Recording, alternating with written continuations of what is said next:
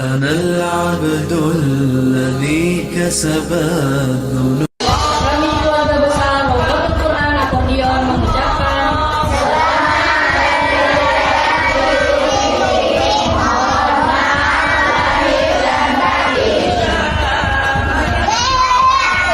Kami, keluarga besar Raudatul Quran Akordion mengucapkan selamat Hari Raya Idul Fitri. Mohon maaf lahir batin. الله أكبر الله أكبر ولله الحمد. الله أكبر الله أكبر الله أكبر ولله الحمد. الله أكبر الله أكبر الله أكبر ولله الحمد. الله أكبر الله أكبر الله أكبر ولله الحمد. الله أكبر الله أكبر الله أكبر ولله الحمد. أنا العبد الذي كسب الذنوب وصدته الأماني أن يتوب.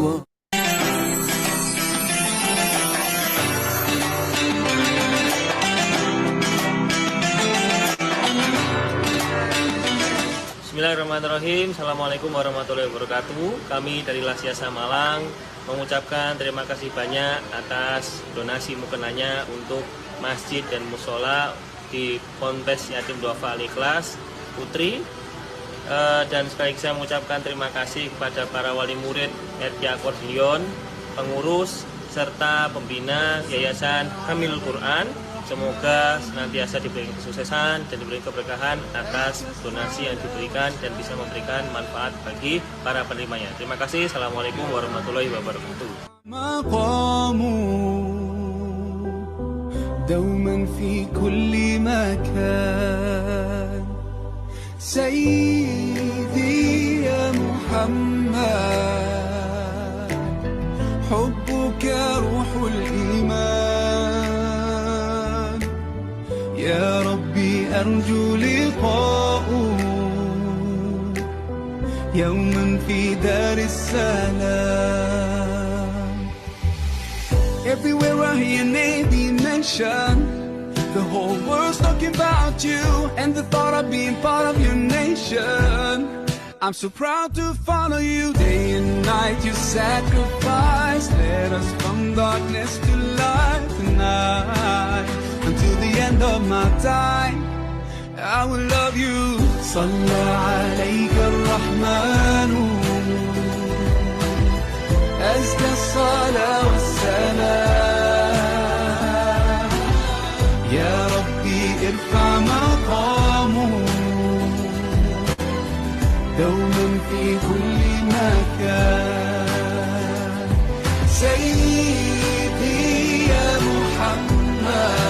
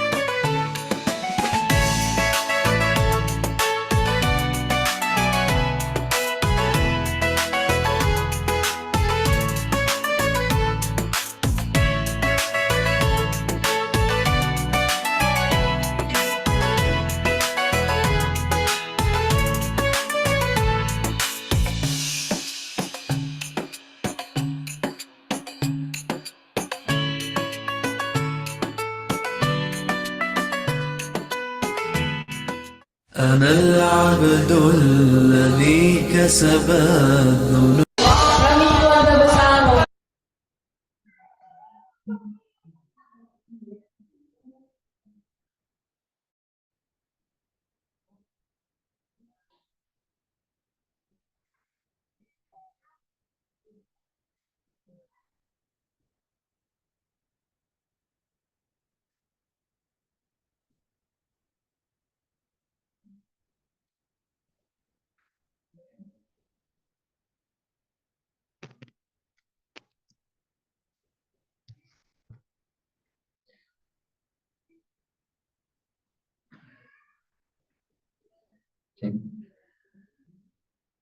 Bismillahirrahmanirrahim. Hayyikum bittahiyyatul Islam, tahiyatan min indillah mubarakatan thayyibah. Assalamualaikum warahmatullahi wabarakatuh. Yang kami hormati pengurus Yayasan Hamilul Quran, yang kami hormati para asatidzah, yang kami hormati wali murid yang hadir langsung maupun daring melalui Zoom, dan juga yang kami banggakan seluruh ananda program reguler maupun privat. Alhamdulillahirabbil alamin. Puji dan syukur kita panjatkan hanya kepada Allah Subhanahu wa taala yang telah memberikan kita banyak sekali nikmat yang tentunya tidak pernah bisa kita hitung satu persatu, dan di antara nikmat-nikmatnya ialah Allah menyampaikan kita kepada bulan suci Ramadan yang alhamdulillah telah kita lewati dan kita sampai di penghujung bulan Ramadan dan masih di suasana Syawal. Kami menyampaikan taqabbalallahu minna wa minkum. Semoga amal ibadah kita selama bulan Ramadan diterima oleh Allah Subhanahu wa taala dan menjadi pemberat timbangan kebaikan kita di akhirat kelak. Salawat serta salam selalu tercurah limpah kepada junjungan kita, suri tauladan kita, Nabi Muhammad sallallahu alaihi wasallam, yang telah memperjuangkan agama Islam hingga sampai kepada kita selaku umatnya yang tidak pernah bertemu langsung dengan beliau. Semoga kita termasuk golongan yang mendapatkan syafaat beliau kelak di yaumil akhir. Amin amin ya rabbal alamin. Dan tak lupa juga kita selalu mendoakan orang tua kita, keluarga kita, guru-guru kita, saudara-saudara kita, sedarah dan seiman, khususnya di Palestina sana, yang per hari ini kondisinya semakin memprihatinkan. Di berita-berita baik itu di media sosial maupun media mainstream, kondisi di Gaza, di Palestina hari ini betul-betul sampai pada titik yang memprihatinkan. Bahkan dikatakan oleh Ketua Mercy bahwa saat ini kondisi di Gaza itu mengalami yang namanya kondisi katastrofik. Kondisi tersebut adalah di mana kondisi benar-benar warga-warga di sana, di Palestina itu putus asa karena beberapa kondisi ya. Pertama, mereka mengalami krisis kelaparan ya, kurangnya pasokan makanan. Yang kedua, mereka juga mengalami kondisi yaitu dihujani atau ditembaki oleh bom maupun rudal ya, sehingga mereka tidak punya tempat untuk berlindung ya. Dan kita selaku saudara seiman mereka tentunya selalu ya berdoa, dan kita berusaha yang terbaik apa yang bisa kita lakukan untuk membela ya saudara-saudara kita di Gaza, baik itu dengan doa, harta ya, maupun apapun yang bisa kita lakukan untuk mereka. Baik, wali murid asatidzah yang Allah muliakan, mari sama-sama kita buka acara kita dengan baca basmalah bersama-sama. Bismillahirrahmanirrahim. Selanjutnya saya akan membacakan sedikit rundown untuk acara kita pada hari ini. Pertama, pembukaan, lalu dilanjutkan oleh Tasmi surat Al-Baqarah oleh Ananda Fakih kelas reguler.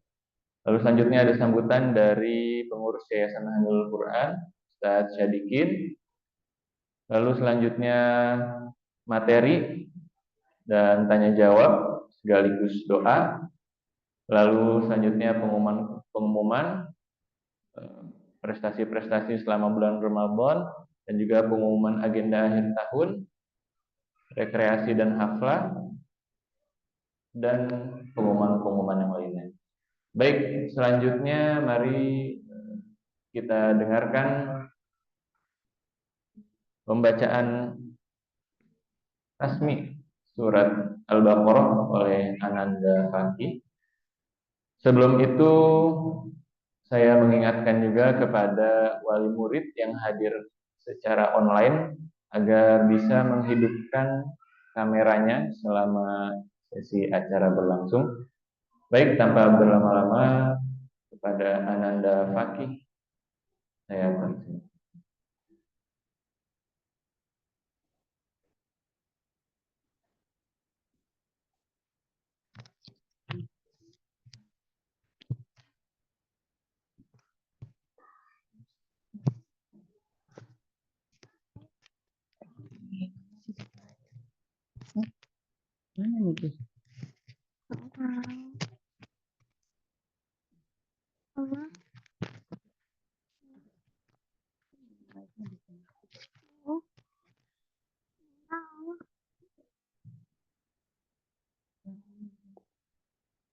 Assalamualaikum warahmatullahi wabarakatuh. A'udzu billahi minasy syaithanir rajim. Bismillahirrahmanirrahim. Alif lam mim. Zalikal kitabu la raiba fihi. Hudail muttaqin alladzina yu'minuna bil ghaibi wa yuqimuna sholata wa mimma razaqnahum yunfiqun. Walladzina yu'minuna bima unzila ilaika wa ma unzila min qablik wa bil akhirati hum yuqinun. Ulaika ala hudan min rabbihim wa ulaika humul muflihun. Walladzina innalladzina kafaru sawa'un alaihim a'anzartahum am lam tunzirhum la yu'minun. Khatamallāhu 'alā qulūbihim wa 'alā sam'ihim wa 'alā absārihim ghishāwatun wa lahum 'adzābun 'azīm.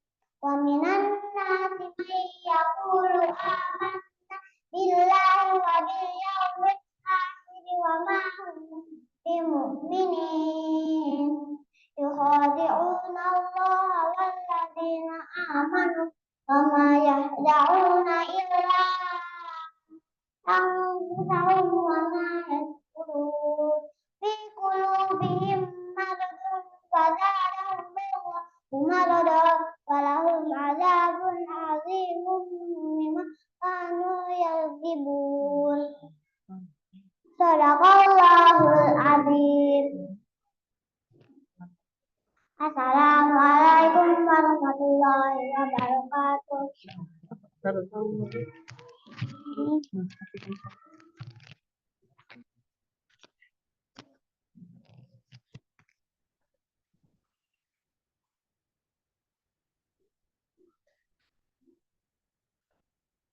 Sadaqallahul azim. Alhamdulillah, masya Allah, barakallah. Ananda Fakih yang membacakan surah Al-Baqarah ya, masya Allah membuat kita menjadi insecure ya. Anak sekecil itu bisa sudah hafal ya surat Al-Baqarah yang menjadi motivasi buat kita ya agar terus berlomba-lomba untuk mendekatkan diri kita dengan Al-Quran. Semoga kita termasuk orang-orang yang selalu berinteraksi, berusaha mendekatkan diri dan menjadi ahli Quran. Amin ya rabbal alamin. Selanjutnya sambutan dari Yayasan Hamilul Quran yang insya Allah akan disampaikan oleh Ustadz Sadikin. Kepada Ustadz Sadikin, waktu dan tempat dipersilakan.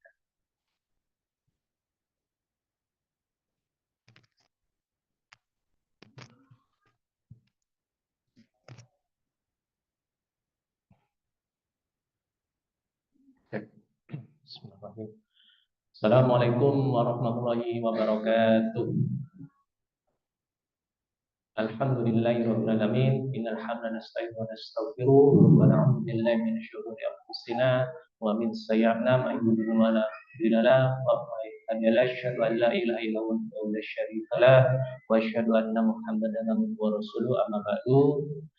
Puji syukur kehadirat Allah Subhanahu wa taala pada pagi ini di bulan Syawal 1446 Hijriah ini, alhamdulillah kita diberikan nikmat sehat dan juga kesempatan sehingga insya Allah hadir dalam agenda halal bihalal RI Akordion dan Yayasan Hamilul Quran ini. Mudah-mudahan ini menjadi salah satu amal kebaikan kita semuanya, menjadi salah satu melanjutkan semangat atau spirit kita di Ramadan 1446 Hijriah sebelumnya. Dan yang kedua, salawat dan salam kita hadirkan pada junjungan Nabi besar Muhammad sallallahu alaihi wasallam. Mudah-mudahan kita semuanya kelak mendapat syafaat dari beliau. Pertama-tama kami sampaikan terima kasih dan saya mewakili dari Yayasan Hamilul Quran, saya ada Pak Suhari ya, berhubung berhalangan, mewakili beliau ini pertama-tama menyampaikan taqabbalallahu minna wa minkum minal aidin wal faidin, dan juga segenap pengurus dari Ustazah dari RI Akordion dan Yayasan Hamilul Quran.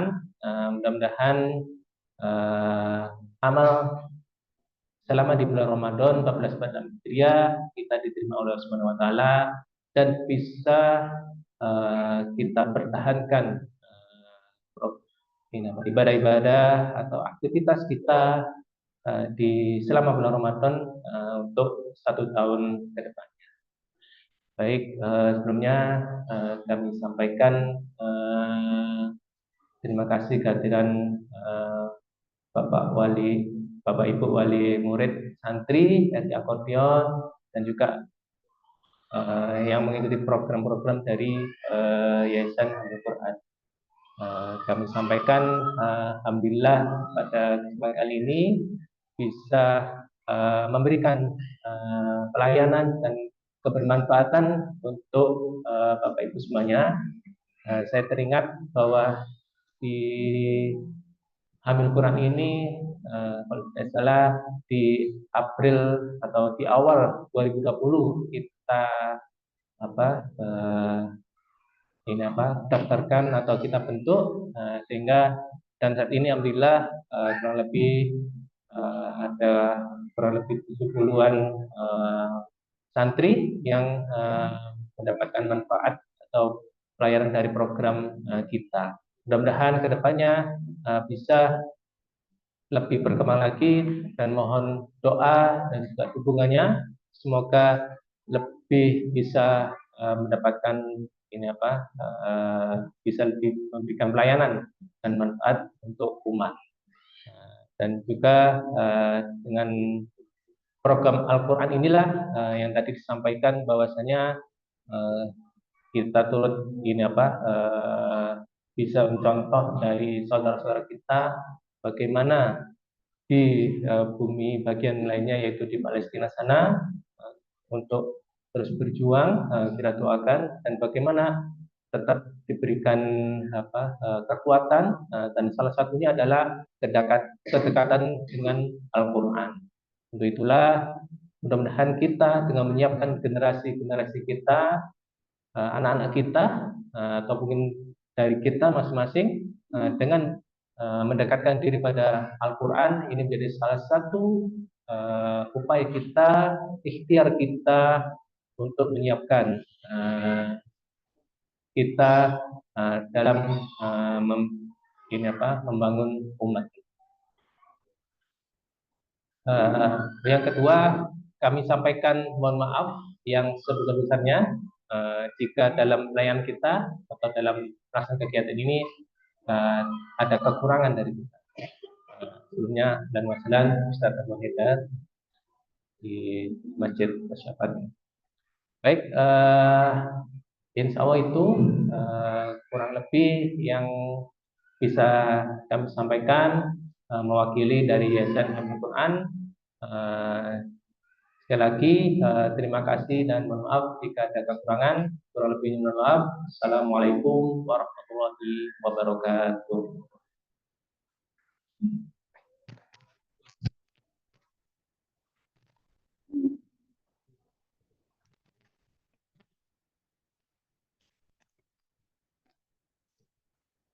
Baik, terima kasih kami sampaikan kepada Ustaz Syadikin sambutannya.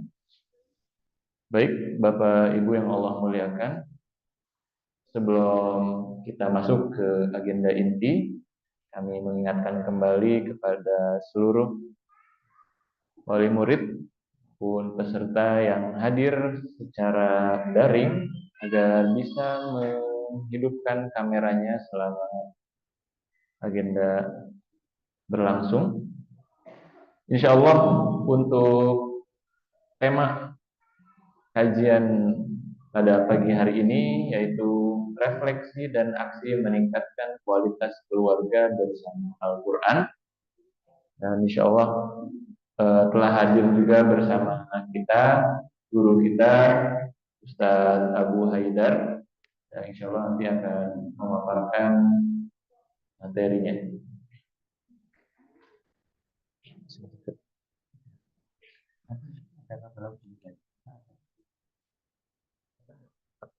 Audio. Oh, nanti disambung ke mic gitu. Sound.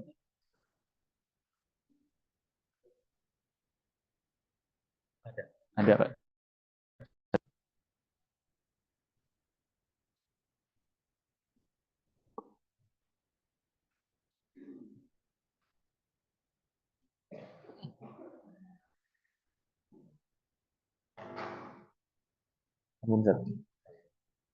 Baik, insya Allah tanpa berlama-lama, kalau kita akan mendengarkan kajian yang akan disampaikan oleh Ustadz Abu Haidar.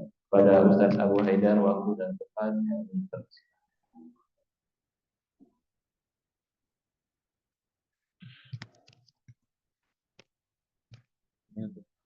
Buat yang online.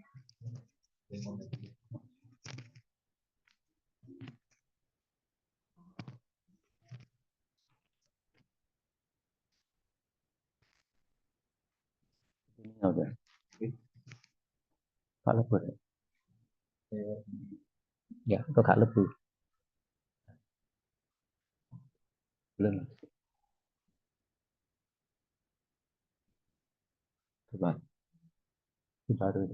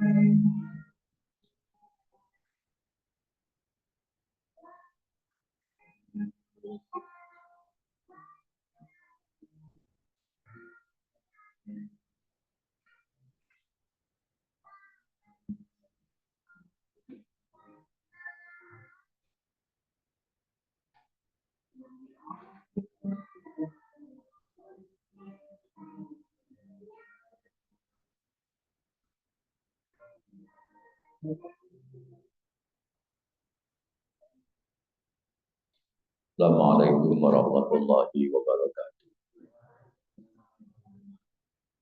Alhamdulillahilladzi nazzala al-furqana ala 'abdihi liyakuna lil 'alamin nadhira. Faqala ta'ala wa laqad yassarna al-Qur'ana lidhikri fahal min muddakir. Asyhadu an la ilaha illallah wahdahu la syarika lah. Wa asyhadu anna Muhammadan abduhu wa rasuluhu la nabiyya ba'da. Allahumma shalli ala Muhammad wa ala ali Muhammad kama shallaita ala Ibrahim wa ala ali Ibrahim. Wa barik ala Muhammad wa ala ali Muhammad kama barakta ala Ibrahim wa ala ali Ibrahim fil alamin innaka Hamidum Majid. Assalamu ala nabiyyi wa rahmatullahi wa barakatuh. Assalamu alayna wa ala sallallahu. Amma ba'd, ikhwani wa ashabi rahimakumullah. Hadirin Bapak dan Ibu sekalian yang dirahmati Allah Subhanahu wa taala. Wali murid dari Rumah Quran, apa namanya? Oh, namanya Raudhatul Quran akordion. Pakai akordion ya. Berarti RQH gitu ya. Rumah Quran akordion. Namanya kok gak gaya ngono ya. Nama jalan. Ibu-ibu sekalian, Bapak Ibu sekalian yang dirahmati Allah Subhanahu wa taala. Nanti ada waktu sekitar berapa? Setengah 10. Tuh. Oh ya, kenyang ya. Nanti saya setengah 10 pergi, Pak. Pindah ke tempat lain. Hadirin rahimakumullah, kita mulai pertemuan ini dengan refleksi. Karena memang temanya refleksi. Apa refleksinya? Berarti saya tidak bisa berdiri ini ya. Karena ada Zoom dan mic-nya di sini. Tidak apa-apa, ya. Sampai yang duduk, saya juga duduk ya. Saya soalnya duduk ini pegel. Kita mulai dengan refleksi hadirin rahimakumullah tentang Indonesia secara umum. Bahwa kita ini sebenarnya masih berada pada posisi yang disebut dengan masyarakat ummi. Berarti ummi itu berada dalam kebodohan. Itu kaum muslimin secara khusus. Makanya di Ramadan ini Menteri Agama itu menyatakan dalam salah satu ceramahnya, berdasarkan survei yang dilakukan oleh Institut Ilmu Al-Quran Jakarta, itu disurvei di 25 provinsi di Indonesia. Lalu hasilnya itu adalah sangat mengejutkan bahwa kaum muslimin Indonesia itu 72,25%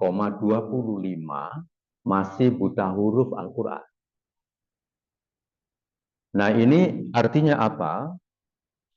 Artinya berarti mayoritas kaum muslimin itu belum bisa membaca Al-Quran. Berarti itu kaum muslimin berada dalam kebodohan. Nah, kita menginginkan adalah jangan sampai keluarganya Bapak Ibu itu ikut menyumbang angka itu. Itu sebagai refleksi kita. Keluarga itu siapa? Bapak kita, ya, bapak kita, ibu kita, suami, istri, dan anaknya. Jangan sampai menyumbang apa? Angka itu. Nah, gitu. Dan itu sangat memalukan sekali. Kalau sebagai seorang muslim, keluarga muslim, lalu baca Quran. Dia tidak bisa. Itu sangat memalukan sekali. Dan nanti Bapak Ibu beritahu pada Bapak dan Ibunya, mereka ada yang umur 70 tahun, 80 tahun, mungkin 50. Sebagian belum bisa baca Quran. Itu nanti kalau ditanya malaikat, repot jawabannya. Misalnya tiba-tiba meninggal umur 50. Lalu malaikat tanya, kenapa? Kan itu biasanya di atas kuburan itu, di desa itu kan ada talqin. Ma kitabuk gitu kan. Dengarkan baik-baik, nanti kalau malaikat bertanya, ma kitabuka apa kitabmu gitu kan. Oleh mudinnya itu. Jawablah, kitabku Al-Quran. Gitu kan. Lalu malaikatnya mengatakan, kamu Islam ya? Iya. Wacon. Lalu suruh baca nggak bisa. Mungkin kita, bapak ibu kita gitu kan. Disuruh baca nggak bisa. Lalu malaikatnya ngomong begini, loh kenapa nggak bisa kamu jadi muslim dan hidup di dunia sudah 50 tahun? Bukankah belajar Quran itu 1 tahun aja cukup? Pakai metode apa? Iqra, tilawati, al-barqi, apa? Sekarang apa? Tilawati, ummi, gitu, qiraati. Sudah banyak sekali metode. 1 tahun saja cukup. Kalau anak-anak berapa? Dari 0 sampai tidak bisa. Mati. Yang ini hidup? Ya. Yang mati ini, weh. Oh, udah. Berarti kurang keras. Saya mengeraskan. Biar gak terlalu ngotot aku. Ini sudah mulai ngotot ini.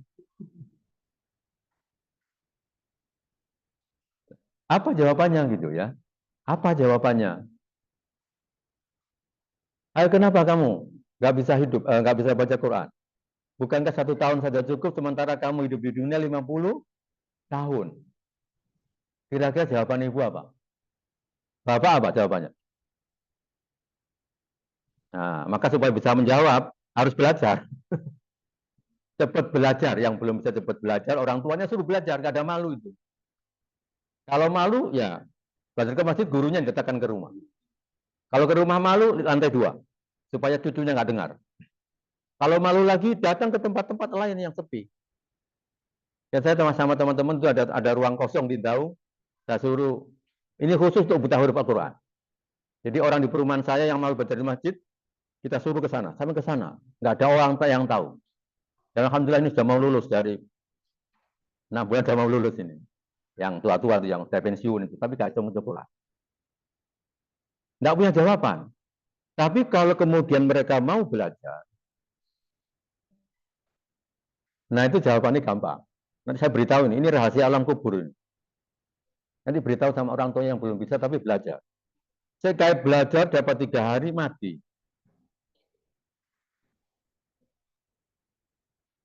Ditanya sama malaikat, ayo baca Quran. Nggak bisa. Loh kenapa nggak bisa? Ya saya sebenarnya baru tobat, baru belajar dapat 3 hari. Cuma berhubung sama matikan ya saya nggak bisa akhirnya. Yang salah bukan saya tapi sampeyan gitu. Jadi malaikat yang salah. Itu yang pertama, dinafimakumullah. Jadi itu kondisi dan keadaan kita sebagai jemaah dalam Republik. Kemudian yang kedua adalah coba kita perhatikan jumlah penduduk Indonesia itu berapa? 270 juta lah kurang lebih kaum muslimin ya. Lalu menurut BKPRI, kami dulu kan pernah aktif di BKPRI, namanya Badan Komunikasi Pemuda Remaja Masjid Indonesia. Itu di awal-awal tahun 96 itu mempelopori gerakan pakai metode Iqra. Itu pelopornya Pak Jazil ASP yang sekarang menjadi takmir Masjid Jogokarian. Itu pelopor pertama gerakan Iqra secara nasional dan internasional. Lalu data yang sampai kepada kita terbaru itu jumlah guru itu 928.000 guru. Dan itu artinya apa? Nanti Pak Rahmat ini yang bisa ngitung. Artinya apa? Artinya adalah seperti ini. Jadi satu guru itu harus menangani 1.000 orang. Kira-kira mampu nggak satu guru 1.000 orang? Nggak mampu. Kayak pelatihan wudhu sama sholat mampu saya. Menangani 2.500 orang. Nah, itu persoalan kita. Nah, cuma keinginan kita, keinginan saya pada pagi hari ini, jangan sampai keluarga kita itu menyumbang angka yang 72,25%. Jadi kalau hari ini sampai mengatakan, kenapa kaum muslim Indonesia begini, padahal mayoritas begini-begini, jawabannya ini aja. Jawabnya kaum muslimin Indonesia itu bodoh. Tanda bodohnya apa? Mereka baca Quran aja tidak bisa. Nah, maka dari situlah hadirin rahimakumullah, maka kita awali sekarang, nggak ada ruginya orang belajar Quran itu.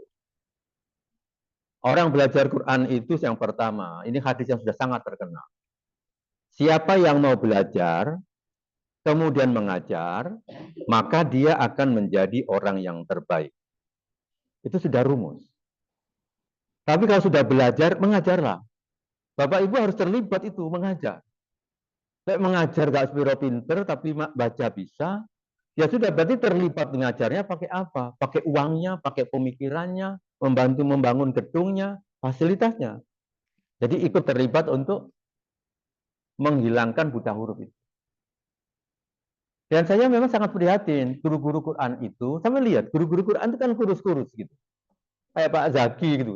Sehingga saya itu kurus semua. Itu karena apa? Karena tidak banyak orang terlibat di dalam kesejahteraannya. Apalagi di desa-desa itu guru-guru TPK itu 100.000 saulan, bendino ngajari, ben sore gitu. 100.000 ada lumayan lah 250.000. Lalu disumbang kayak model YDSF itu Yasa mungkin, nyumbangnya 500 per bulan. Kan tidak setiap hari itu ngajarnya, setiap sore. Tapi itu pesan kepada orang tua lain. Pesan kepada guru tadi ini ya, bahwa orang kalau belajar Quran dan mau mengajar, itu tidak mungkin dia. Kalau urusan makan minum saja pasti akan dijamin itu oleh Allah Subhanahu wa Ta'ala. Karena dia akan menjadi yang terbaik. Sekaligus itu rumus belajar. Sebelum Stephen Covey dalam Seven Habits itu dia mengatakan, cara belajar yang paling bagus itu belajarlah untuk mengajarkan. Maka itu biasanya ilmunya akan bagus. Karena setelah belajar, dia mengajar. Maka ilmunya saja. Mas sebelum itu, Nabi sudah mengatakan, disuruh belajarlah Quran, lalu mengajar. Nah, kemudian yang kedua, hadirin rahimakumullah, sebuah bangsa atau masyarakat itu supaya naik kelas itu mesti harus dekat dengan Quran.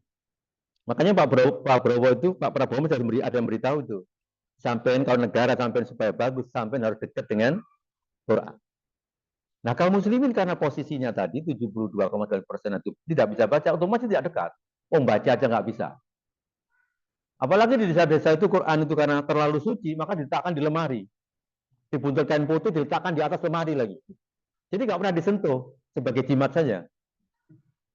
Mungkin kita ingat tuh zaman dulu di desa-desa kan begitu. Saking mulianya Quran sampai nggak disentuh. Lalu baca artinya itu kalau di desa takut, khawatir tersesat. Sehingga kami ketika bikin pelopor di desa itu sekitar tahun 94 atau berapa. Di desa saya itu darusan saya rubah. Kalau darusan itu baca 5 ayat Arabnya sekaligus baca artinya. Pindah lagi baca Arabnya, baca artinya gitu. Itu gue kira kecamatan gitu. Dikiranya aliran sesat. Belum pernah ada darusan kayak begitu. Dan harapan saya karena orang itu nggak baca artinya. Jadi kalau ingin naik derajat, naik kelas, ya dekat dengan Quran. Itu pasti sudah. Kita belajar dari sejarah. Orang-orang pengembala onta, lalu menjadi orang-orang hebat, lalu bisa mengalahkan Persia dan Romawi, jawabannya hanya satu. Karena mereka ada Quran dan Nabi melarang. Seluruh kaum muslimin tidak boleh baca kitab apapun. Kecuali hanya Quran saja dan penjelasannya namanya hadis. Jadi haram hukumnya di zaman itu baca buku. Cukup Al-Quran karena itu sudah cukup untuk kehidupan. Dan itu yang menjadikan kaum muslimin hebat. Itu generasi awal. Begitu. Makanya mereka menjadi hebat. Lalu kenapa hari ini kita tidak hebat? Jawabannya, karena tidak dekat dengan Quran. Kemudian yang ketiga, kita semua kan tahu, Quran ini adalah jalan yang paling lurus. Kalau kepingin lurus dalam bidang ekonomi, ya pakailah Quran. Lurus di bidang pendidikan, di bidang politik, di bidang apapun, kedokteran, kesehatan, kehutanan, semua bidang itu Kalau dipandu Quran pasti akan menjadi lurus. Makanya nanti Bapak Ibu kan tidak harus, anak Bapak Ibu itu tidak harus menjadi penghafal Quran lalu jadi imam masjid. Nanti ke depan mestinya dia menjadi penghafal Quran, ya, jadi dokter. Lalu penghafal Quran ahli kimia, penghafal Quran ahli teknologi, penghafal Quran jadi presiden, penghafal Quran jadi menteri. Itu seperti generasi awal dulu. Jadi ulama-ulama kita dulu itu rata-rata mereka ahli kimia, hafal Quran. Ahli fisika, dia hafal Quran. Ahli astronomi, dia hafal Quran. Itu. Sehingga nanti kaum muslimin akan berperan membangun sebuah peradaban yang luar biasa. Nah, selanjutnya hadirin rahimakumullah. Berarti itu yang banter tadi suara saya ya. Jadi saya tanya tukang son. Saya tanya tukang son. Mana tukang sonnya?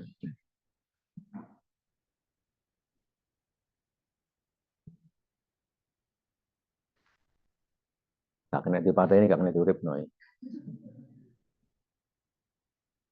Kita lanjut ya. Nah, kemudian Al-Quran itu menjadi obat. Kalau Indonesia pada posisi gelap, gitu, sebenarnya gampang. Itu obatnya Quran. Tidak ada lagi sudah. Obat penyakit dalam dada, Syifa'ul lima fis sudur, ya Quran. Sekarang kalau angka bunuh diri mulai naik di Indonesia itu jawabannya sederhana. Karena mereka terlalu banyak hiburan, kurang baca Quran. Itu bikin orang banyak bunuh diri. Belajarlah dari masyarakat Eropa, kemudian Jepang, kemudian Korea, Cina. Sebagian hiburan malah banyak bunuh diri. Karena dia sumpah. Nah, obatnya itu tidak ada lain. Otak dan hati kita itu obatnya adalah Al-Quran. Selanjutnya hadirin rahimahumullah. Nah, kemudian Quran itu kita sudah tahu bahwa di samping di dunia bermanfaat, nanti di akhirat menjadi penolong. Namanya syafaat. Akan menolong kita semua. Dan bahkan siapa yang rajin baca surah Al-Baqarah dan Ali Imran, itu disebut dengan Az-Zahrawain. Dua surah yang bercahaya. Akan menjadikan orang itu hidupnya bercahaya di dunia. Kemudian di akhirat mendapatkan hidayah. Di akhirat mendapatkan syafaat maksud saya. Di dunia mendapatkan cahaya dan mendapatkan pahala yang besar. Dan di situ ada petunjuk yang sangat luar biasa. Az-Zahrawain itu, dua yang bercahaya itu. Yang pertama Al-Baqarah, yang kedua adalah surah Ali Imran. Itu disebut dengan Az-Zahrawain. Sehingga kata Nabi nanti pada hari kiamat, Bapak Ibu akan dicari itu. Oleh Al-Baqarah dan dicari pula oleh Ali Imran. Dan manfaatnya adalah kalau orang itu sering baca Al-Baqarah, maka kata seorang sahabat, dia akan mendapatkan satu keberkahan, barokah. Kalau dia jarang baca Al-Baqarah, mendapatkan khosar, yaitu kerugian. Dan bahkan, kalau rumah kita kena sihir atau kita sendiri kena sihir, maka kemudian di antara manfaatnya Al-Baqarah itu menjadi Al-Batolah. Al-Batolah kata Muawiyah itu artinya adalah as-sifrah, yaitu sihir. Untuk menghilangkan sihir di rumah dan suasana rumah yang tidak enak, maka itu bacakanlah Al-Baqarah sekali duduk. Sekali duduk. Berapa Pak Rahmat sekali duduk? Berapa juz sudah? Berapa juz Al-Quran? 2,5 juz. Berarti kalau sekali duduk berapa? Satu juz itu kalau bacanya agak cepat 30 menit. Berarti 1 jam lebih gitu. 1 jam setengah. Sekali duduk. Maka perlu di rumah sampean itu sekali-kali dibacakan surah Al-Baqarah sekali duduk. Jadi habis maghrib sampai isya nggak nutut. Yang nutut itu habis asar sampai maghrib. Nah, gitu. Sambil zikir sore, habis asar sama. Apalagi baru beli rumah baru gitu. Harus beli rumah baru, tempati. Yang kontrak baru, nah itu baca sekali duduk. Yang bagus sekali duduk, jangan dicicil. Karena cuma 1 jam setengah. Saya lancar. Kalau tidak lancar bisa 2 jam. Kan gitu. Jadi itu fadilah-fadilah dan keutamaan yang kita semua sudah tahu. Nah, hadirin rahimakumullah. Lalu di dunia dapat apa? Kalau Bapak Ibu kami dapatkan ketenangan, ya baca Quran memang ada lagi. Dan berlaku di zaman sahabat itu juga berlaku di zaman kita. Cuma di zaman sahabat itu pernah ditampakkan. Dan kita juga bisa mengalami, kalaupun tidak tampak, tapi kita akan merasakan. Kalau satu waktu ditampakkan itu berarti Allah ingin memberikan kepada kita kehebatan dan kekuasaannya. Supaya sampai semakin yakin. Ya silakan dicoba. Jadi misalnya ada seorang sahabat di dalam Sahih Muslim. Dari Al-Bara' bin Azib, itu diceritakan ada seseorang, itu baca surah Al-Kahfi di malam hari. Nah kemudian itu ada awan yang turun menyelimuti binatangnya. Jadi kudanya yang dicancang. Dicancang itu bahasanya ya. Diikat.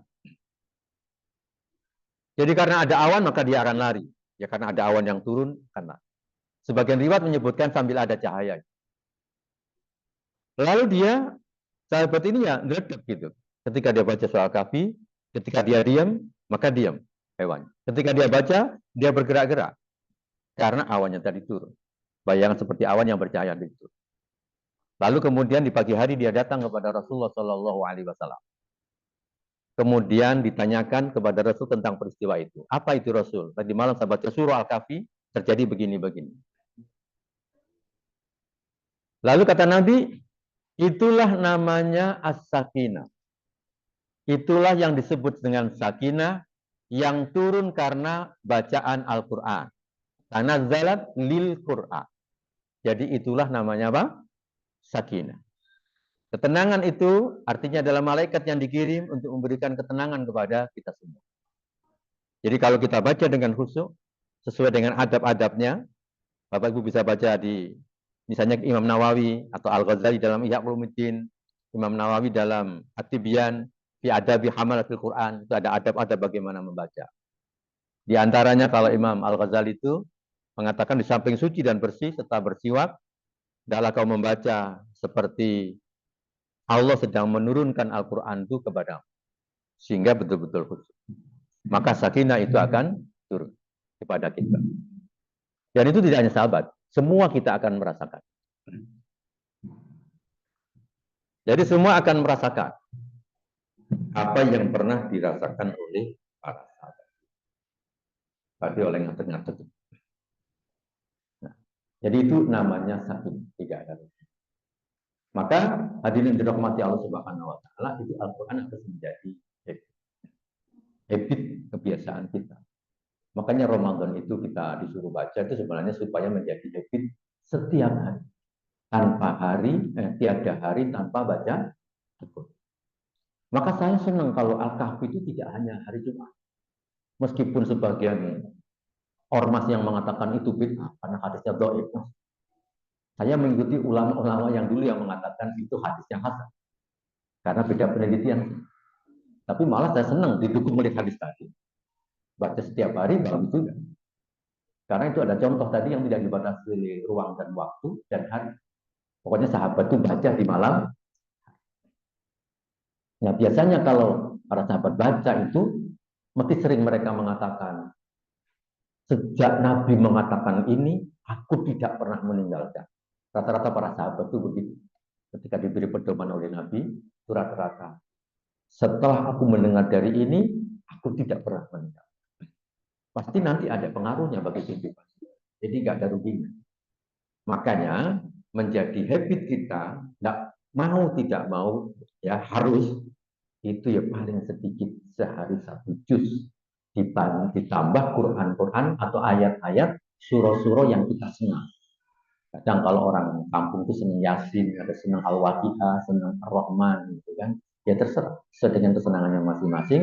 Tetapi 1 juz setiap hari itu jangan tinggalkan. Itu habitnya para sahabat. Sahabat itu nggak ada yang nggak mau baca Quran. Mereka itu maksimal, paling jelek 40 hari sekali khatam. Maksimal itu paling jelek. Tapi rata-rata mereka minimal sehari 1 juz hingga 1 bulan sekali. Hadirin dirahmati Allah Subhanahu wa taala, Quran itu kata Allah, innahu kitabul aziz. Quran itu adalah kitab yang perkasa. aziz. Karena perkasa mulia. Sehingga arti aziz itu tidak ada yang bisa mengalahkan. Makanya Quran tidak bisa dipalsu, Quran tidak bisa ditiru. Tidak bisa dipalsu, tidak bisa di... Ya, silakan kameranya diusulin ya. Lain kali beli kamera yang bagus ya. Biar gampang gini-gini ya. Kalau nggak nanti pinjam saya. Tidak bisa dipalsu, tidak bisa di... Dan kemudian mudah dihafal. Dan mudah dipelajari. Saya pernah perhatikan. Pernah lihat nggak di jalan-jalan itu? Musabaqah tilawatul Injil. Pernah nggak? Atau lomba hafalan surat pendek Matius Yohanes? Tidak ada, karena tidak bisa dihafal. Kalaupun menghafal mereka bingung juga, menghafalnya pakai bahasa yang mana.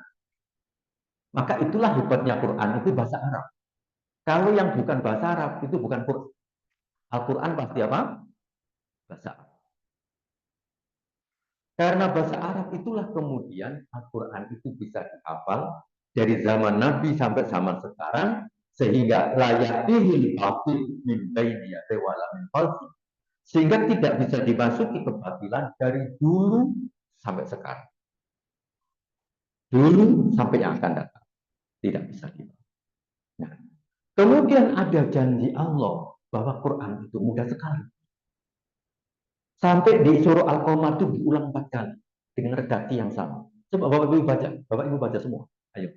Walaqad yassarnal Qur'ana lidzikri fahal min muddakir. Yang kedua, walaqad yassarnal Qur'ana lidzikri fahal min muddakir. Yang ketiga, walaqad yassarnal Qur'ana lidzikri fahal min muddakir. Sampai keempat, terakhir silakan.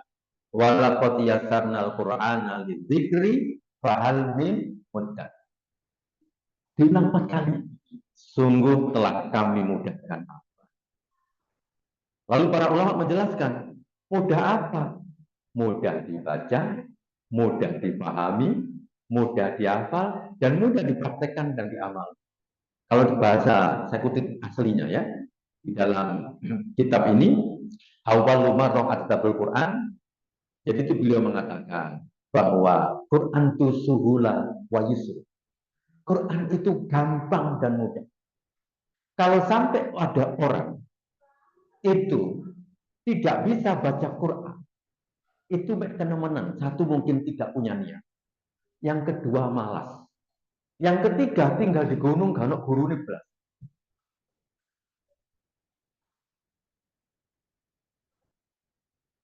Yang pertama apa? Gampang apa? Fitilawah. Quran itu gampang dibaca. Saya tanya. Adakah orang yang tidak bisa melihat bisa baca Quran? Ada. Ada apa banyak? Banyak. Loh, yang nggak bisa lihat saja bisa baca. Itu artinya kan terlalu nemen dan sangat memalukan kalau bisa melihat tidak bisa membaca. Repot nih belajarnya. Yang bisa melihat sama yang tidak bisa melihat. Oh iya, buktinya bisa. Memang sudah diujarkan. Yang nggak bisa melihat bisa. Anak-anak yang ngomong bahasanya, ngomong tidak lancar, itu bisa lancar membaca Quran. Ada anak-anak ini nggak banyak bicara, nggak bisa bicara, lalu dimasukkan TPI. Dan kemudian bisa baca Quran. Itu kemarin dulu memang ada pengalaman di Gunung Palapa dulu. Nah, jangankan yang normal, ya Bu ya Pak ya, yang tidak normal itu loh bisa. Pernah dengar nggak itu namanya Ammar Bugis yang pernah diundang oleh Yusuf Mansur ke Indonesia, Yusuf Mansur. Ketika lahir di Amerika, itu kemudian divonis ya tidak sampai setahun sudah meninggal. Karena dia lumpuh dari leher sampai kaki. Lumpuh dari leher sampai kaki. Akhirnya oleh bapaknya itu kemudian dimasukkan homeschooling, diajari Quran. Sampai akhirnya bisa lulus SMP, SMA, dan bisa kuliah, dan bisa hafal Quran 30 juz. Namanya Ammar Bugis, karena kakak neneknya dulu berasal dari Bugis, dia dari kerajaan Arab Saudi pada negara. Mungkin orang membayangkan, kok iso ya? Itulah Al-Quran, mukjizat. Sudah janji Allah pasti benar, tidak akan pernah salah. Lah orang hafal 30 juz itu kan nggak bisa pencitraan, ngaku-ngaku. Dikatakan hafal itu harus pernah duduk, didengarkan oleh syekh di depannya, sekali duduk 30 juz atau 2 kali duduk 15. Itu cara ngetesnya. Dan saya yang lebih luar biasa itu betapa janji Allah orang yang mengajarkan Quran dan belajar, lalu dia itu menjadi motivator, sampai komentator sepak bola, menjadi dosen, luput. Yang luar biasa itu. Sampai ada wanita yang mau menikahi. Loh, duwe bojo gitu. Sekarang betapa banyak orang normal gak duwe bojo, ini gak normal duwe bojo. Sampai orang tuanya wanita itu tidak setuju. Loh, kamu cari apa? Mau menikah dengan dia? Nggak mungkin kamu punya keturunan. Kan orang nikah itu kan mencari leher ke bawah apa dari ke atas. Tanya-tanya, lo masjid ini, pun disertain masjid. Orang menikah itu kan begitu kan. Nyarinya apa? Leher ke atas apa leher ke bawah? Pak? Ya, atas bawah. Dan kamu kan tidak mungkin punya anak. Setelah saya istikharah, maka saya menikahinya. Perempuannya itu ngomong begini, saya hanya ingin mencintai dan melayani. Coba luar biasa. Dan yang luar biasa itu hidungnya lebih bangis daripada hidung istri saya. Karena wong Arab. Ammar Bugis namanya. Sudah banyak begitu. Jadi mudah tilawah. Lalu Quran itu suhulah wa yusrun, mudah dan gampang, fil fahmi, dipahami. Jadi gampang. Kalau sampai kemudian mau belajar memahami Quran mengatakan sulit, jangan katakan mudah. Karena memang gampang, dimudahkan. Bahasa Arab juga nggak sulit. Asal ada niat mau belajar dan mau memahami. Nanti Allah akan mengirim inspirasinya, ilmunya, ilhamnya kepada kita. Sampai kemudian nanti suhulah wa yusrun fil hifdi, mudah dan gampang dihafal. Orang tua menghafal ya bisa, anak-anak bisa, orang buta bisa, orang tidak normal bisa. Muhammad Najah ya, dari mana itu? NTB gitu ya. Juga bisa, tidak normal, bisa hafal. Nah terakhir, fitabik, artinya Quran itu mudah diamalkan. Di Indonesia bagaimana? Gampang juga kalau mau. Karena orang Indonesia banyak tidak mau. Nah bagaimana kok banyak tidak mau? Baca aja nggak bisa. Nah, jadi gampang. Apa sih yang sulit diterapkan? Karena semua isinya Quran itu mudah dan gampang. Semua pernah dipraktikkan Rasulullah dan para sahabat. Dan pernah dipraktikkan dalam sebuah negara itu lebih dari 700 tahun. Apa yang sulit? Tidak ada. Cuma di Indonesia itu ada musuh-musuh yang menghalang. Jadi kaum muslimin itu diberi dana kalau untuk peringatan nuzul Quran didanai. Di Istana Negara dibiayai. Musabaqah tilawatil Quran dibiayai. Fahmil Quran dipahami. Syarhil Quran dibiayai. Sampai kaligrafinya juga dibiayai per tahun ya. Itu miliaran biayanya. Tapi begitu mau diterapkan syariatnya tidak jangan biayai, bahkan dimulihkan. Begitu itu problem. Nah maka apa yang harus kita lakukan Bapak Ibu sebagai penutup ini ya? Kenapa para sahabat dulu itu hebat? Cara mendekati Quran itu seperti apa? Jadi kenapa para sahabat dulu hebat? Mereka itu cukup melakukan dua. Pahami, aksi. Gitu. Pahami, aksi.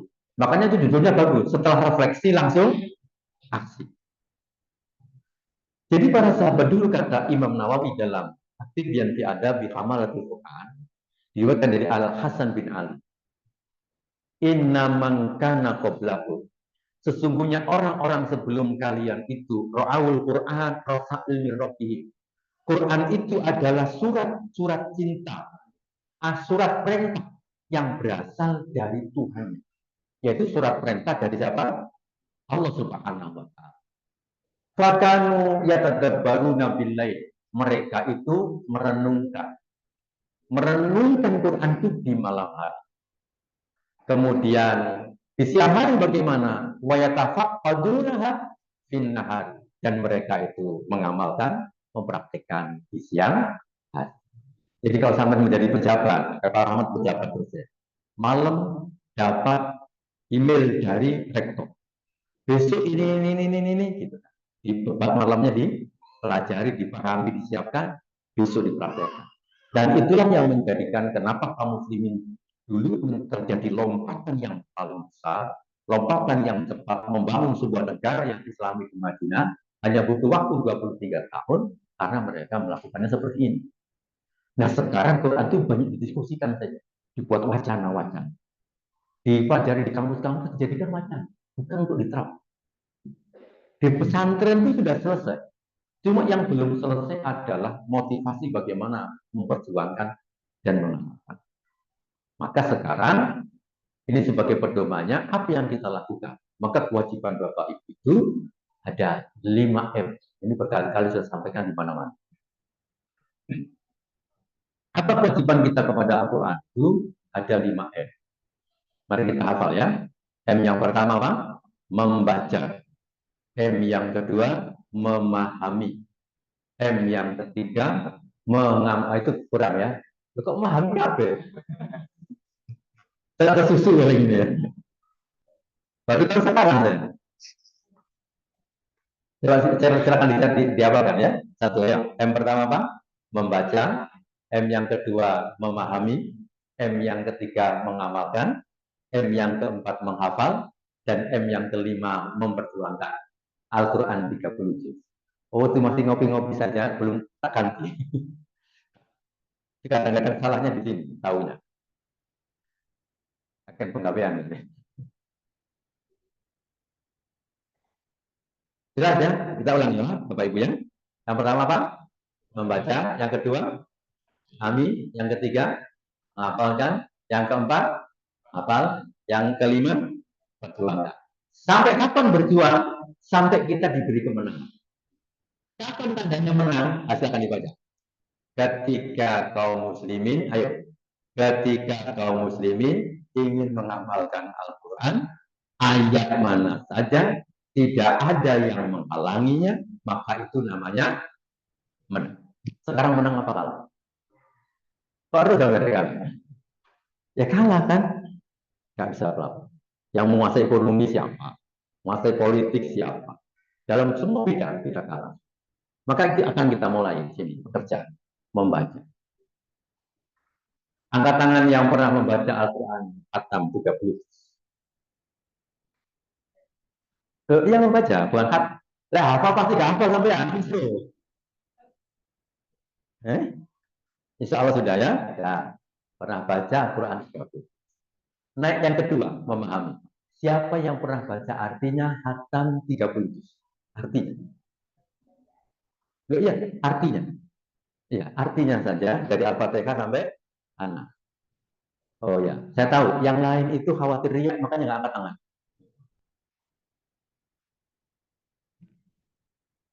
Itu persoalan kita. Jadi kalau nanti membaca ini belum selesai, itu berat tadi itu. Makanya dirayu itu bapak ibunya nggak apa-apa meskipun tua. Cari nanti kelompok yang tua-tua. Di beberapa masjid itu juga begitu, kita sarankan. Caranya adalah tua ketemu tua. Yang nggak lancar ketemu yang bodoh nggak lancar, sehingga nggak malu. Lancar ketemu yang nggak lancar ketemu yang lancar, wah dia drop. Jadi level pertama. Yang kedua memahami. Coba itu baca artinya Al-Quran 30 terus banyak orang tidak selesai. Padahal artinya. Tapi kalau ulama dulu bukan membaca, menulis tafsir. Sekarang saya tanya, lebih tebal mana artinya sama tafsirnya? Ulama dulu kan bukan membaca, tapi apa? Menulis. Sulit mana menulis sama membaca? Coba. Di zamannya Imam Ibnu Katsir misalnya. Itu soal mesin ketik apa belum? Ribuan tahun yang lalu tulis pakai tangan. Tintanya itu gawe. Kemudian penanya itu pakai kayu. Di zaman itu, hari ini saya bisa menikmati. Itu ada 4 jilid. Zaman mesin ketik itu namanya Fidil Quran, sudah ada mesin ketik. Tetapi dia bisa menulis Said Qutb itu 6 jilid. Kurang lebih 4012 halaman. Kemudian ada At-Tabari, ada Al-Qurtubi, ada Al-Alusi, ada Al-Kassab, ada Ar-Razi, yang masing-masing itu lebih dari 10 jilid. Dan yang baru ada Syekh Munir, Az-Zuhair, Tafsir Munir, Dr. Wahbah Zuhair itu 30 jilid. Bayangkan, 30 jilid, 1 jilid tebalnya seperti Al-Quran. Itu menulis.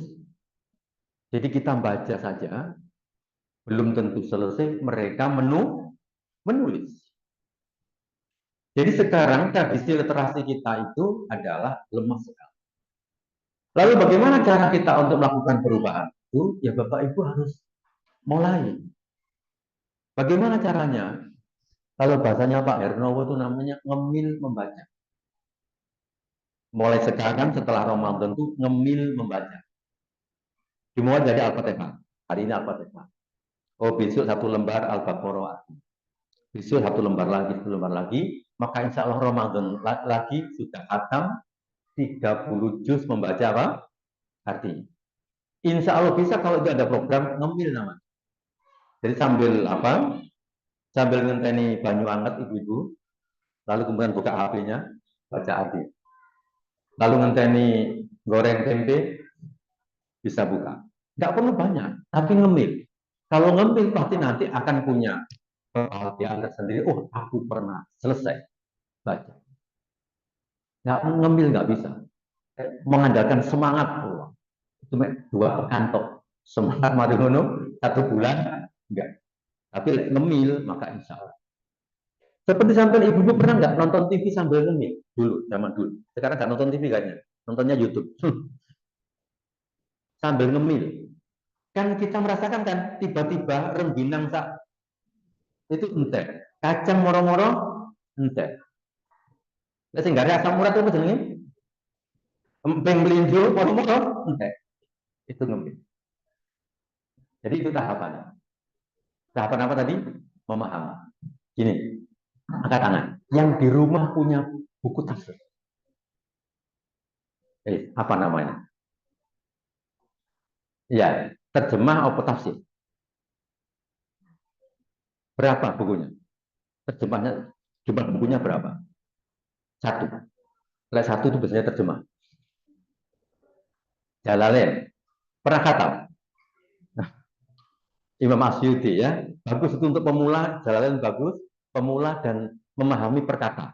Itu sangat bagus. Sebagai penolong Quran perkata. Kayak Jalalain. Oh, Ibnu Katsir, khatam. Berapa jilid? Yang hijau. Mukhtasar, ringkasan ya. Ya. Jadi yang belum punya beli. Meskipun nggak kober baca, pokoknya beli letakkan di lemari. Minimal sampai pernah lihat. Setelah itu nanti ada kepentingan apa? Lihat-lihat. Dan gunanya apa? Paling tidak anak sampean tahu itu. Dan tahu ibunya pernah melihat-lihat kitab tafsir. Ada problem apa? Lihat. Kalau beli tafsir Indonesia, ya beli punyanya bagus ya, Dr. Hamka misalnya. Hamka itu bagus. Pak Kures itu juga bagus, tapi bagi pembaca bukan pembaca pemula. Karena Pak Kures itu memadukan 2 pendapat. Pendapat Said Qutb, Al-Biqai, kemudian tafsir Mizan yang dari Syiah juga dimasukkan. Jadi Syekh Husain At-Toba itu punya tafsir Mizan. Nah, itu kalau kelemahan Pak Kures. Memang dia inginnya mungkin masukkan semua. Tapi pada posisi tertentu Dia bagus dalam arti detail-detail kata, satu mana-mana kata bagus, karena dia mengambil dari tafsir namanya At-Tahrir wa Tanwir oleh Ibnu Ashur. Jadi jangan sampai tidak punya. Jadi di rumah itu harus punya satu tafsir. Kalau tafsir bil maksur, ya tafsirnya Ibnu Katsir bil maksur. Tapi beli yang sudah ringkas. Kalau yang terjemah asli itu masih banyak kisah Israiliyah. Jadi belum disaring oleh para ulama. Beli yang muktasor, artinya ringkas. Kalau untuk menggerakkan jiwa itu memang belum ada yang mengalahkan namanya tafsir fi Dhilalil Quran. Makanya itu di negara Saudi misalnya itu dilarang. Karena itu menggerakkan jiwa betul. Dan bisa merubah negara soalnya. Tidak boleh negara harus Islami gitu. Karena menggerakkan, makanya itu di beberapa tempat dilarang. Tapi itu hampir tidak ada ulama di dunia yang nggak pernah baca itu dan tidak terpengaruh. Meskipun saya lihat ulama-ulama Saudi pun itu nggak pernah menulis Sayyid Qutb begitu.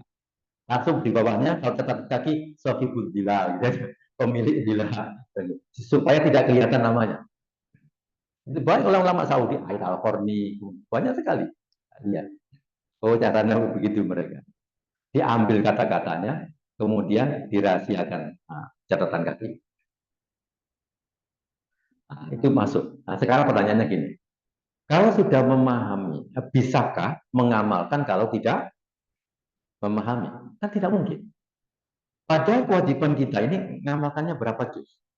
1, 2 juz? Ya 30 juz. Makanya Nabi itu sampai perang-perang. Lu bayangkan, untuk apa? Supaya Al-Quran 30 juz bisa diterapkan. Dan Nabi Muhammad itu mau jadi presiden. Jadi presiden itu gak enak. Zaman Nabi Muhammad lah kan bayaran. Tapi kenapa Nabi mau? Supaya Nabi bisa menerapkan Al-Quran 30 juz. Kalian bisa bayangkan, Nabi perang itu sudah tua. Umur 54. Itu perang. Pak Rahmat umur berapa sekarang? Ya 52. Kira-kira oleh perang bawa jarang, panah, kemudian baju perang, ngongsong apa enggak? Sudah mulai ngongsong ya. Nah, itu bayangkan Nabi Muhammad umur 55, 54 hijrah, 55 mulai perang, 61 baru selesai menang. 62 naik haji, 63 wafat. Itu perangnya berapa kali? 64 kali kecil dan besar. Dalam rangka apa? Supaya bisa menghafal. Nah, ada. Kemudian menghafal. Nah, kalau menghafal bagaimana? Itu namanya fardu kifayah. Nah, Bapak Ibu kalau bisa 30 ya 30. Kalau nggak bisa 30 ya juz 30. Kalau juz 30 nggak ada, ya qul huwallahu ahad berapa kali? 3 kali. Sama dengan 30 juz. Dada itu tidak boleh kosong dari hafalan, harus ada. Kalau tidak ada sama sekali, itu sulit sholat. Yang kedua kata Nabi, kal baitil khorib, seperti rumah yang tidak ditempati. Nah, berarti yang terakhir memperjuangkan. Kita terus berjuang. Nah, Bapak Ibu harus itu terlibat berjuang. Saya sekarang juga tetap berjuang dalam bidang itu. Yaitu saya akan berusaha di Malang ini menghapus buta huruf A. Alhamdulillah ada teman saya namanya Pak Mulyani bikin kampung Quran. Kita sarankan itu untuk gerakannya. Itu ada di samping gerakan yang seperti itu harus mulai yang dicatat yang buta huruf. Kemarin saya juga ketemu anggota DPR, saya mencoba usul kenapa nggak bisa, apa nggak bisa di Malang ini ada semacam SK atau perda bagaimana anak-anak Malang ini lulus SMP harus khatam 30 juz. Sehingga nanti masuk SMA itu syaratnya ada sertifikat pernah khatam 30 juz. Sehingga buta huruf Quran itu bisa. Teman-teman sih mikir-mikir ya. Nah, jadi saya kira itu, jadi Bapak Ibu yang dirahmati Allah Subhanahu wa taala, pekerjaan besar kita yang ini. Sampai kita diberi kemenangan oleh Allah Subhanahu wa taala. Maka kita menyiapkan generasi yang hebat dalam semua bidang, tetapi landasannya adalah apa? Al-Quran. Mudah-mudahan Allah menjadikan kita semua, keluarga kita semua, keluarga yang ahlul Quran, dan menjadi orang-orang yang hebat di masa yang akan datang di dunia dan di akhirat ya.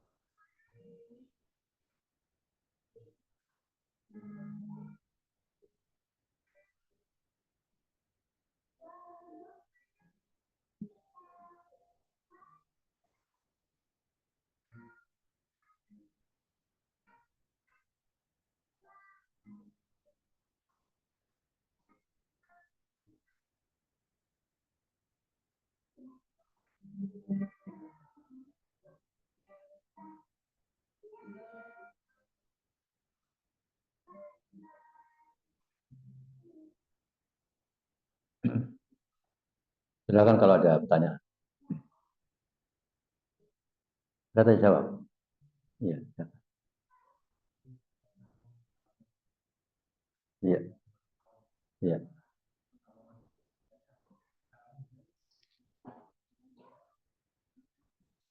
Seluruh karomah Al-Quran itu tidak hanya berlaku di zaman Nabi dan para sahabat, dan bisa berlaku di zaman sekarang. Kalau memang hati kita sangat bersih dan dekat dengan Allah Subhanahu wa Ta'ala. Kalaupun terkadang tidak peristiwa lahirnya, tetapi ada peristiwa batinnya, artinya tidak bisa kita lihat, tetapi bisa kita rasakan. Kenapa pengaruhnya? Nah, contoh paling gampang kalau saya pribadi itu sebagai betapa Allah menolong kita dan membantu kita ketika kita dekat. Misalnya ketika saya ini disihir orang, dan kemudian saya berusaha membaca Quran sebagai terapi. Dan itu saya mengatakan tidak mungkin saya bisa mengetahui. Karena sihir itu diletakkan orang di kuburan. Ditanam di kuburan. Tapi bagaimana saya bisa tahu? Ya diberitahu oleh Allah. Satu saat itu kemudian saya bermimpi melihat api di sebuah kuburan. Lalu beberapa hari kemudian ada orang meninggal. Lalu saya ikut takziah, ikut mengiringi jenazah ke kuburan. Nah, ketika di kuburan itu saya ini jajan sama Pak Mudin, dia akan baca talqin, lalu saya ngobrol. Kemudian di depan saya ini ya ngobrol-ngobrol, nyapu-nyapu rumput, kemudian garuk-garuk tanah. Tiba-tiba di depan itu, sambil Pak Mudin ada kresek. Ya ambil aja kresek. Nah, kemudian kita ambil kresek itu. Lalu kresek itu ternyata ada isinya telur. Nah, masing-masing telur itu ada nama. Salah satu telur itu ada nama saya. Nah, nanti kalau Bapak Ibu menemukan telur seperti itu didadar apa diceplok? Nah, pertanyaannya kan begini, itulah caranya Allah. Kalau saya diberitahu orang, oh kamu disihirmu di kuburan, itu nyari sehari sak kuburan belum tentu ketemu. Tapi cara Allah menunjukkan kekuasaan itu, maka itu caranya. Allah itu maha tahu, maha melihat. Sehingga saya yakin betul bahwa Allah itu maha tahu, maha melihat, dan maha pengasih dan penyayang. Begitu juga Al-Quran itu juga begitu. Semua kita pasti akan merasakan seperti yang dirasakan para sahabat asal memenuhi persyaratannya. Sebagaimana dalam jihad-jihad Palestina, dalam jihad-jihad Afghanistan. Kalau sampai baca bukunya Dr. Azam, Abdullah Azam, Ayatul Rahman fi Afghah. Jadi yang disebutkan Quran itu semua ada realitasnya. Jadi mulai dari mereka masih hidup, orang sah itu hidup. Jadi ketika dia dicari-cari, semua tentara Rusia itu baunya basin, ini baunya wangi. Jenggotnya tetap segar. Lalu pada malam hari mencari tidak ketemu, baru ketemu karena ada cahaya dari dadanya. Jadi yang kena peluru itu darahnya itu bercahaya di malam hari. Nah, itu contoh-contoh. Jadi itu tidak hanya para sahabat. Kita semua ikut merasakan, anak kita juga ikut merasakan. Bahkan seorang teman saya yang sukses betul, dia itu dulu tidak bisa baca Quran, kemudian dia naik haji. 2007. Kemudian dia di sana di Arafah tidak berdoa, ya Allah, kalau saya bisa baca Quran nanti saya akan baca Quran setiap hari. Jadi kemudian diberi keberkahan oleh Allah, pulang bisa baca Quran, dan sampai sekarang tidak pernah berhenti, setiap hari itu pekerjaannya baca Quran. Arabnya dan baca Quran tafsir. Lalu pekerjaannya dia mesti habis sholat, pokoknya sampai syuruk. Karena itu harus wajib, dia bisa berjanji kepada Allah baca Quran. Setelah itu telepon-telepon, oleh laba 100 juta, kemudian sore jadwalnya baca artinya Al-Quran. Kayak gitu aja. Itu diantaranya. Lalu dia ketemu saya. Karena dia ini orang yang pertama kali, ketika saya menyampaikan materi Quran ini, dia ngomong begini, bisa bagus materinya. Saya ini salah seorang yang sukses karena Quran. Maka kemudian silakan itu nanti disebarkan. Dan kemudian dari beliau itulah kemudian saya diberikan MacBook pertama kali. Seharga 33 juta di zaman 2014. Itu Pak. Wallahualam. Silakan Ibu-ibu. Masih ada waktu. Saya sih sama.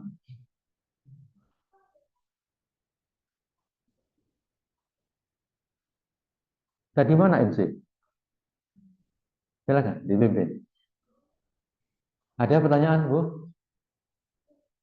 Kayaknya nggak ada pertanyaan. Diakhiri.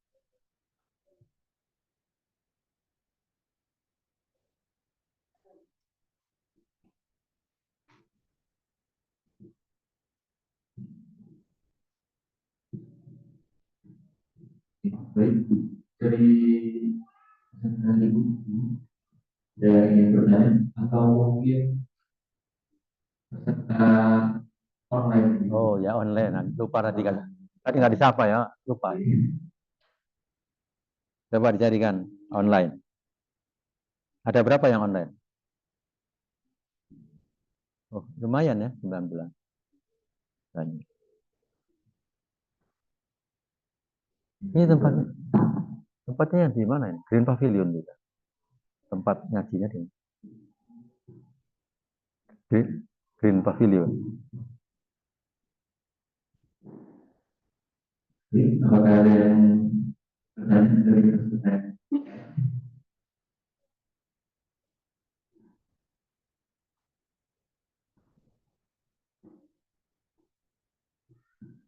Baik, insya Allah juga untuk akan ada door prize yang akan diberikan berikan kepada penanya.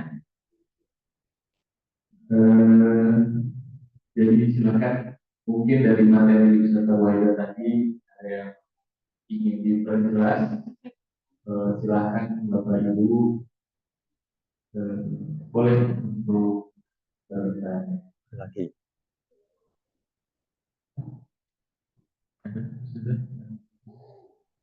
Baik, jika tidak ada yang bertanya, berarti saya bertanya. Betul, baik. Baik, Bapak Ibu, pertanyaannya adalah, apakah ada yang bisa menyebutkan 5M tadi yang disebutkan oleh Ustaz Haidar itu apa saja? 5M. Ada? Ini. Apa dia? Umroh tadi ya?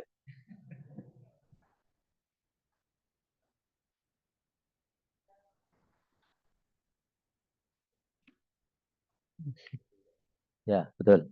Memperjuangkan. Betul. Kalau dari membaca, memahami apa.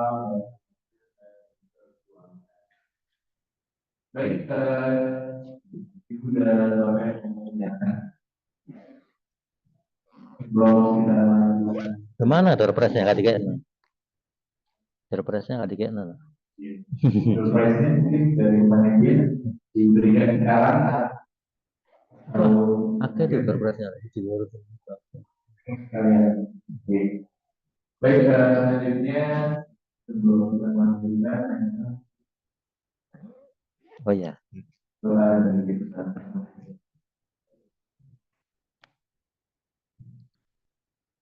Bapak Ibu, mari kita akhiri dengan berdoa kepada Allah, semoga Allah mengabulkan doa kita semua. A'udzubillahi minasyaitonir rajim. Bismillahirrahmanirrahim. Alhamdulillahirabbil alamin. Allahumma shalli ala Muhammad wa ala ali Muhammad kama shallaita ala Ibrahim wa ala ali Ibrahim wa barik ala Muhammad wa ala ali Muhammad kama barakta ala Ibrahim wa ala ali Ibrahim fil alamin innaka Hamidum Majid. Rabbana hab lana min azwajina wa dhurriyyatina qurrata a'yun waj'alna lil muttaqina imama. Rabbana hab lana min azwajina wa dhurriyyatina qurrata a'yun waj'alna lil muttaqina imama. Rabbana hab lana min azwajina wa dhurriyyatina qurrata a'yun waj'alna lil muttaqina imama. Allahumma rzuqna ahlana wa auladana min ahli Qur'an. Allahumma rzuqna ahlana wa auladina min ahli Qur'an. Allahumma rzuqna ahlana wa auladina min ahli Qur'an. Rabbana atina fid dunya hasanah wa fil akhirati hasanah wa qina adzabannar. Allahumma shalli ala Muhammad wa ala ali Muhammad kama shallaita ala Ibrahim wa ala ali Ibrahim wa barik ala Muhammad wa ala ali Muhammad kama barakta ala Ibrahim wa ala ali Ibrahim fil alamin innaka Hamidum Majid. Subhana rabbika rabbil izzati amma yasifun wa salamun alal mursalin walhamdulillahi rabbil alamin. Assalamualaikum warahmatullahi wabarakatuh.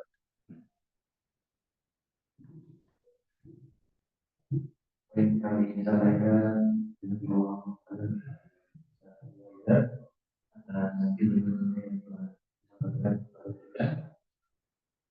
selanjutnya Bapak Ibu saya menyampaikan ada beberapa pengumuman. Namun sebelum beranjak ke pengumuman, tadi saya terlewat ada satu door prize lagi. Ini diberikan kepada Bapak Ibu yang mengharapkan Al-Quran. Iya.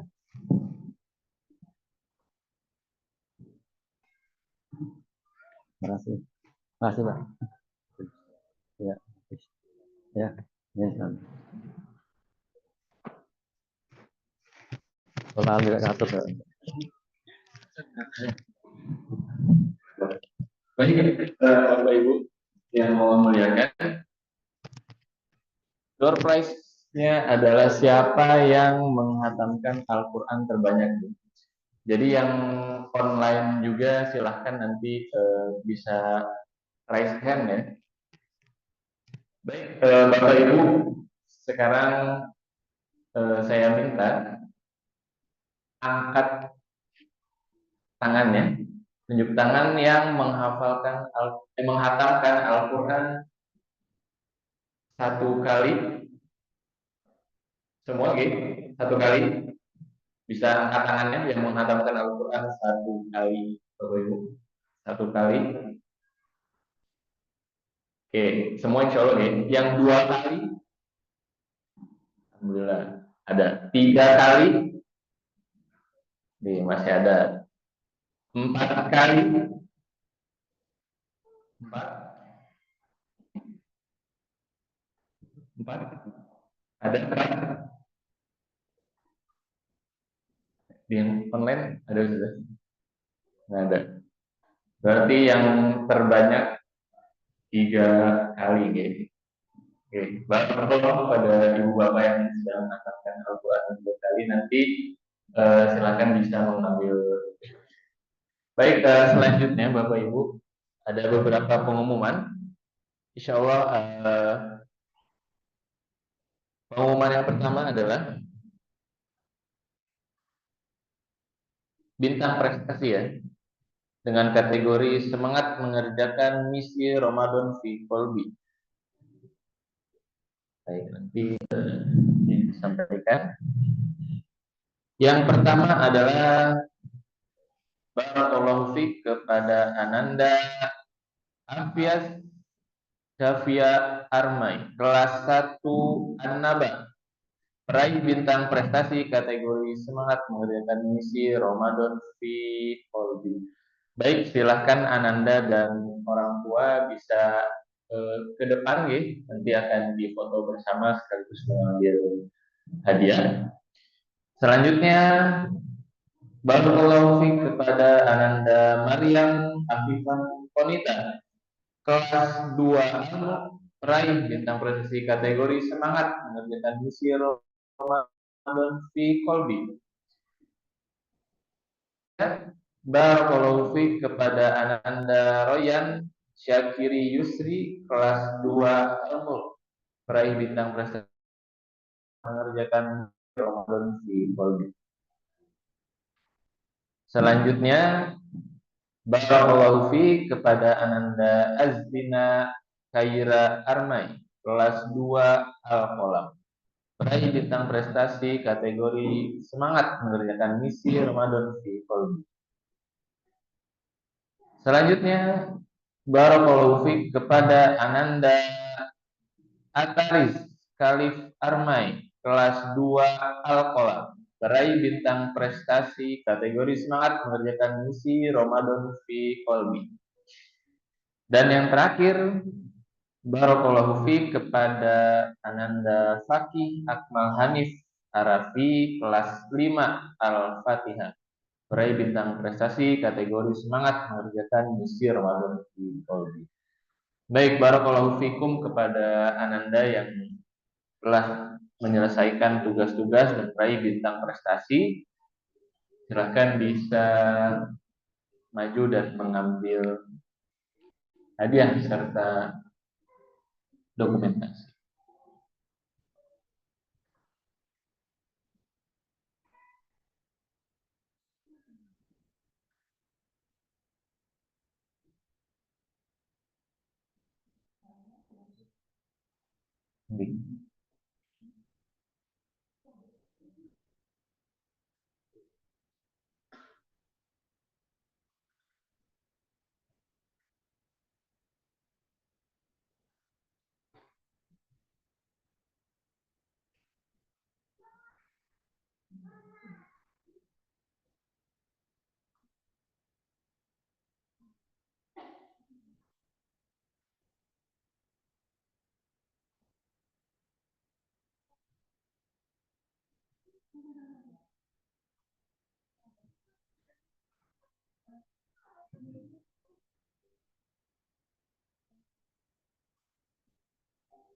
Baik, barakallahu fikum kepada Ananda, semoga tetap istiqomah ya dan juga semakin semangat untuk menghafal Al-Qur'an, insyaallah.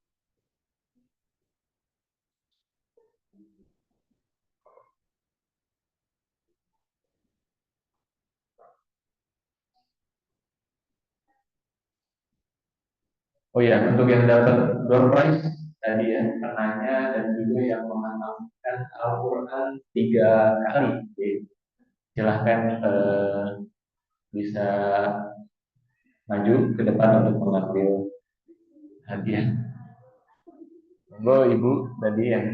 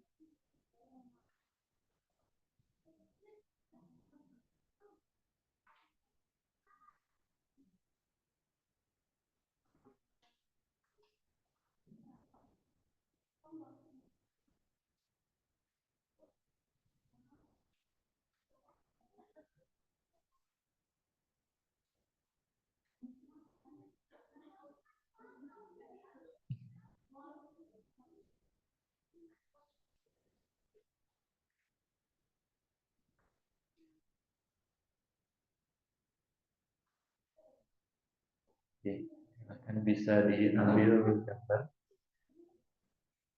Barakallah kepada Ananda dan juga wali murid.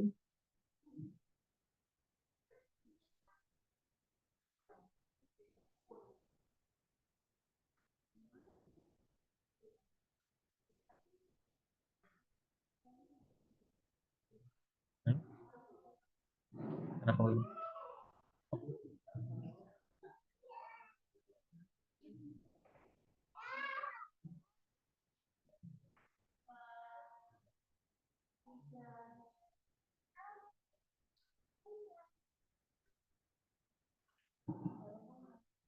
Baik, barakallahu fikum. Ada Ananda dan juga wali murid. Baik, alhamdulillah. Selanjutnya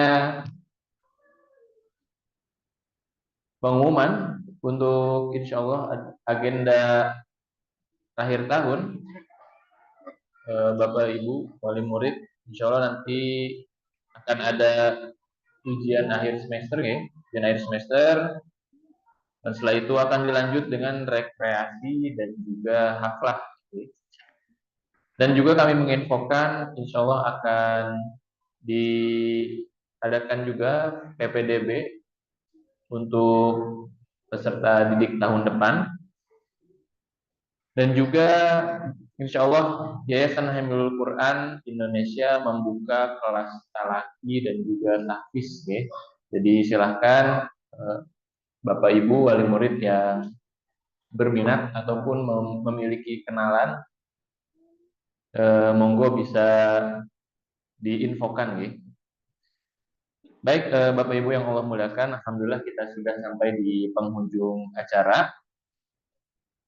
Sebelum kita tutup, insya Allah nanti kita akan ada sesi foto bersama terlebih dahulu, lalu dilanjutkan dengan salam-salaman, yang bapak-bapak dengan bapak-bapak, yang ibu-ibu dengan ibu-ibu, lalu selanjutnya akan dilanjut dengan ceramah. Baik, mungkin sebelum kita tutup, yang Bapak Ibu yang hadir online di Zoom, monggo bisa menghidupkan kameranya.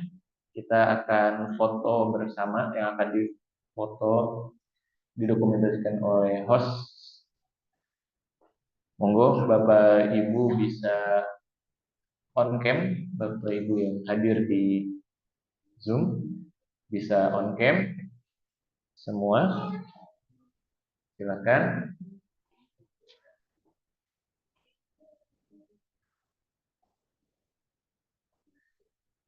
Kita akan mengambil dokumentasi.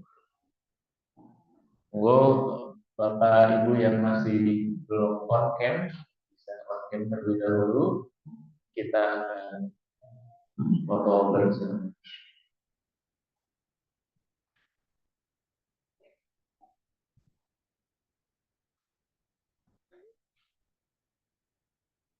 Yang masih off, kami tunggu untuk bisa on cam.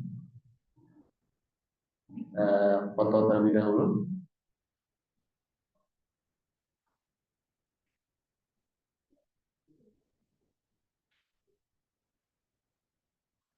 Baik. 3, 2, 1. Oke. Baik, alhamdulillah. Terima kasih untuk Bapak Ibu wali murid yang hadir online. Baik, Bapak Ibu yang Allah muliakan, insya Allah kita sudah sampai di penghujung acara. Setelah ini nanti kita akan foto bersama terlebih dahulu, lalu dilanjutkan dengan salam-salaman dan ramah-ramah. Mari sama-sama kita tutup video kita hari ini dengan istighfar, astagfirullahaladzim. Kita sempurnakan dengan doa kafaratul majlis. Subhanakallahumma bihamdik, asyhadu an la ilaha illa anta, astaghfiruka wa atubu ilaik. Saya selaku MC undur diri. Assalamualaikum warahmatullahi wabarakatuh. Baik, untuk Bapak Ibu yang online, monggo sudah bisa untuk klik, sudah bisa untuk meninggalkan room.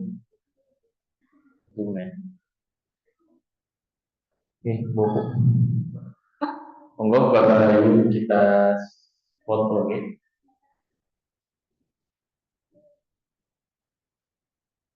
Fotonya di mana sudah? Di depan sini dah. Fotonya.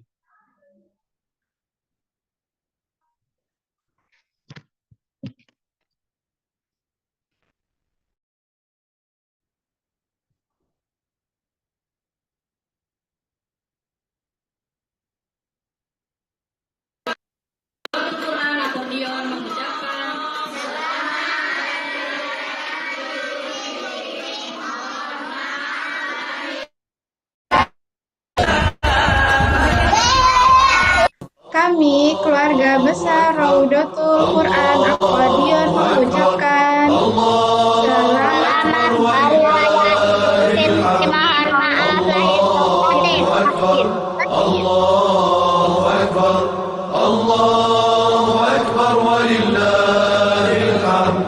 Allahu Akbar, Allahu Akbar, Allahu Akbar, walillahil hamd.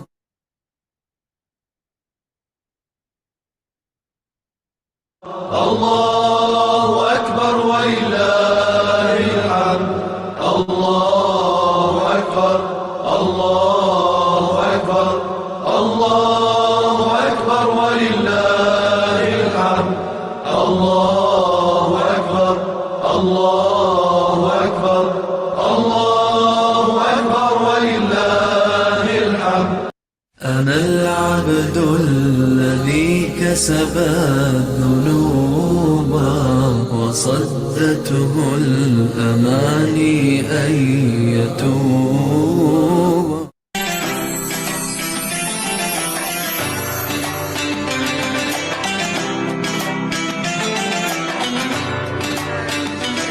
Bismillahirrahmanirrahim. Assalamualaikum warahmatullahi wabarakatuh. Kami dari Lasiasa Malang mengucapkan terima kasih banyak atas donasi mukenanya untuk masjid dan musola di Ponpes Yatim Duafa Al-Ikhlas Putri. Dan sekali lagi saya mengucapkan terima kasih kepada para wali murid RK Akordion, pengurus serta pembina Yayasan Kamilul Quran.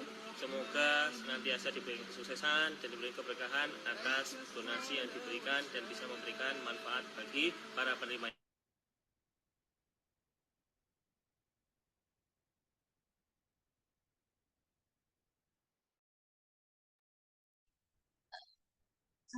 Terima kasih Ayah atas kita bertemu kembali di agenda selanjutnya.